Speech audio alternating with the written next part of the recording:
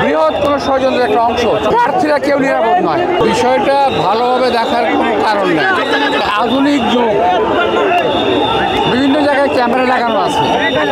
এটা নিশ্চয়ই সিসি ক্যামেরায় আসবে, তারা কাজটা করেছে। তো এটা আমার ধারণা বৃহৎ কোনো ষড়যন্ত্রের একটা অংশ, ছোট অংশ। তো এটা সুষ্ঠু তদন্তের মাধ্যমে।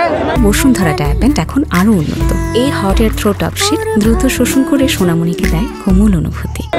আসামিদেরকে বিচারের রাতে আনা দরকার এবং বের করা দরকার কারা কি উদ্দেশ্যে এই গুলিটা করবে। প্রার্থীরা কেউ নিরাপদ নয়, তাদের নিরাপত্তা নিয়ে চলা উচিত। কারণ এটা আমি বললাম তো, বৃহৎ কোনো ষড়যন্ত্রের অংশ এটা হতে পারে।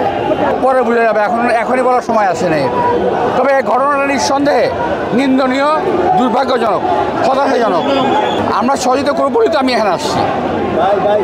আমি তো সহযোগিতার হাত নিয়ে এখানে আসছি।